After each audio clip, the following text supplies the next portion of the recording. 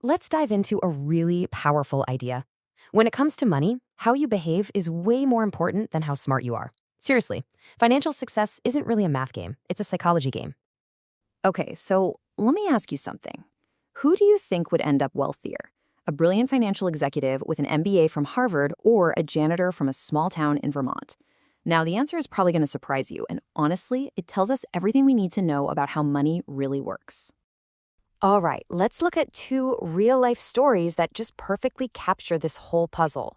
On one side, you've got this incredible financial pedigree, and on the other, just humble, steady, everyday work. I mean, just look at this contrast. It's wild. You've got Richard Fiscone, Harvard MBA, a top exec at Merrill Lynch, living in a massive 18,000 square foot home. Then you have Ronald Reed, a guy who spent his life fixing cars and sweeping floors. Fiscone ended up bankrupt. Reed? He left behind an $8 million fortune for his family and local charities. So, how is that even possible? Well, here's the kicker. Money is not a hard science, like physics where being a genius gives you this huge advantage. It's a soft skill. Fosconi got greedy and overleveraged. Reed was patient and consistent. The difference in their behavior was just so much more important than the difference in their education or their income. So if financial success isn't about brains, then what is it about? What was this janitor's secret? Well, the answer starts with understanding what wealth really is, and I promise you it's probably not what you think. Here's the biggest irony about money. We see someone driving a fancy car and we think, wow, that person must be wealthy. But what we're actually seeing is the absence of wealth. The money that paid for that car, it's gone. True wealth is the money you haven't spent. It's the assets that are quietly working for you, totally out of sight. Let's just be super clear on this.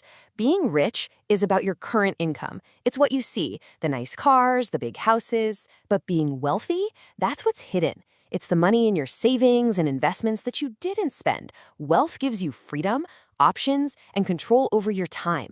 They are not the same thing at all. And what that means is that the real engine of building wealth isn't the size of your paycheck. It's your savings rate.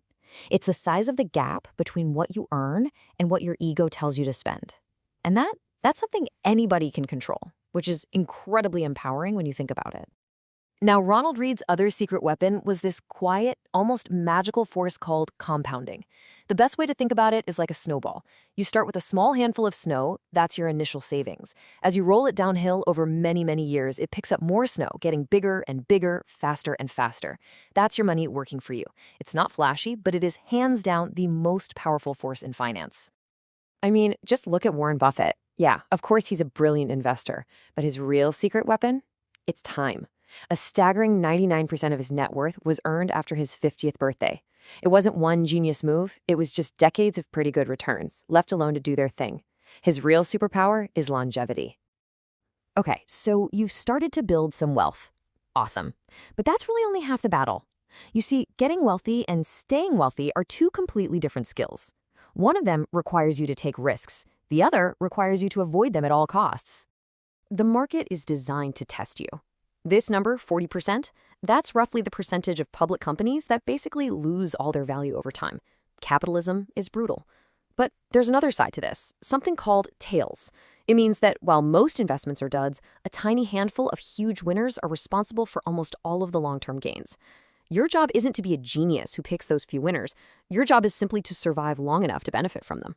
So think of it like this. Getting money often requires optimism and taking some risks. But keeping money requires the exact opposite, humility and a healthy dose of paranoia. It's way less about making brilliant moves and way more about just consistently avoiding catastrophic mistakes that can take you out of the game entirely. This right here should be the ultimate goal, not chasing the absolute highest returns, but making sure you're financially unbreakable so you can survive the inevitable downturns. Why? Because if you can just stay in the game, you give compounding the one ingredient it absolutely needs to work its magic: time. So the practical way to become unbreakable is by building what's called a margin of safety. This is what Richard Fiscone, the executive, didn't have. He was leveraged up to his eyeballs, with zero room for error. A margin of safety is just the gap between what you hope will happen and what could happen without completely wiping you out. It's your buffer for when life, as it always does, goes off script. Okay, so how do you actually put all of this together for yourself? The key is to stop trying to be perfectly, coldly rational and start aiming to just be consistently reasonable. A financial strategy that looks perfect on a spreadsheet is completely useless if you can't emotionally stick with it when the market drops 30%. And it will. You're not a spreadsheet. You're a human being driven by emotions like fear and greed. So the best strategy isn't the one with the highest possible returns. It's the one that lets you sleep at night. Seriously. Because the strategy you can actually stick with for decades is the one that's going to let compounding work for you. Endurance is the name of the game. So, what can you do right now? Here are 3 super simple micro steps to get started. First, just pick one small spending habit, like your morning coffee. For 1 week, just track it. The goal isn't to stop, it's just to see. Second, automate a small win. Open your banking app right now and set up a recurring transfer of just $10 a week to your savings. Third, define enough. What does a truly good life actually cost you? Write that number down. Because wealth isn't about getting more and more. It's about having enough to live the life you want. And now for the fun part. Hearing about this stuff is one thing, but actually doing it is what makes all the difference. So let's wrap this up with a simple experiment you can run for the next 2 weeks to prove to yourself that your behavior is everything. Here's your 14-day challenge. Day 1, automate one small thing. That's it. Then, for the next 2 weeks, just keep a simple note on your phone. Every time you feel the urge to buy something you don't really need and you resist, just jot it down.